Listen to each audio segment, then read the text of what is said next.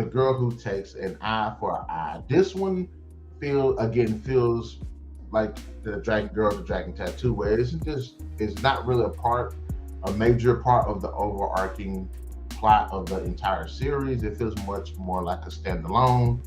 And the story picks up with Lisbeth having to serve 2 months jail sentence for the crime she committed in the previous book for protecting August Balder, while Mikael Bloomfist is investigating a mysterious organization known as the Registry that experiments on children and definitely has its hooks in what happened to Lisbeth when she was a kid. So, again, this one feels kind of like in the hornet's nest a little bit because of there's this mysterious organization that's been manipulating certain events and everything, but this one goes even further back into the past, and it does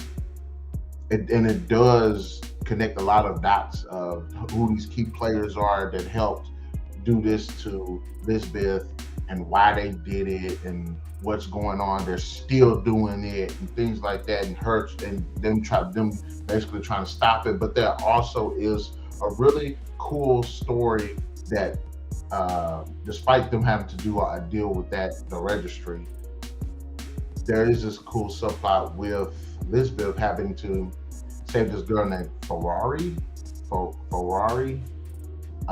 Farah, I think it's Farah. I always mess this girl's name up, even though I've heard it like 100 times.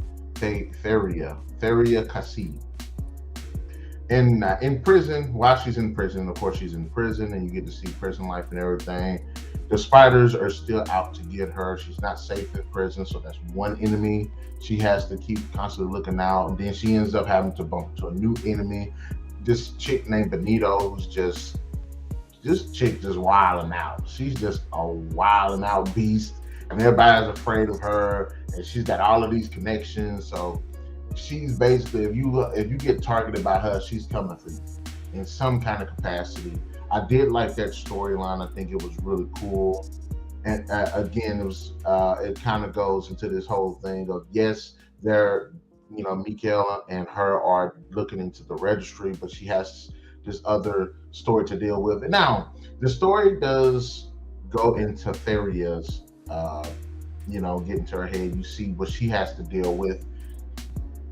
And again, this is one of those moments where she's an interesting character. She's a likable character. She has an interesting story about what happened between her and her family and what led her to jail and what's been happening to her while she's been in prison. So she's actually a really good character. And again, as much as I like these new characters, I still would like a bit more from the old characters as well. And they do have their moments here and there, but you don't really get to see them. And again, as I stated before, Erica Berger is one of my favorite characters.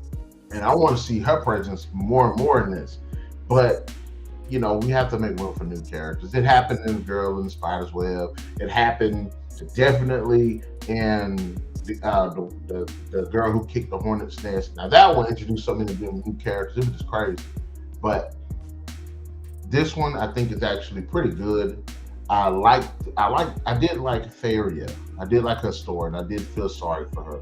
And I like just how she got caught up in all of this crazy stuff. She feels when reading this book, it feels like Lisbeth is reaching back and attempting to save herself, because Faria is in a similar situation where she's just this young woman that these major forces are conspiring against her to make her life a living hell. So I really did like the story. I did like the villains in it. Honestly, the other two, Khalil and Bashir, take them or leave them, I didn't really care. I really liked Benito's character, maybe because she had more presence in the story, that I actually liked her as an antagonist. I thought she was actually pretty cool. And even with the registry, I think that was actually a really, really, really cool concept to get with and to go on, because and one thing that they do establish in the stories is that her family is very exceptional in a lot of things, and these family member seems to have something exceptional about it. And I like that. I like that they're showing that people will try to use kids as like weapons and stuff like that and try to train them and put them all this crazy stuff. So it's cool. It's cool. I like that in these books. So that I've been in this series, a lot of the angst that you see is women, hatred towards women and abuse towards women are also abuse against kids, and you get to see that in these books. I like that underlying theme, and a lot of corruption as well. Fuck ton of corruptions, but it was Girl Who Takes an Eye for an Eye is a good read. I really enjoyed it.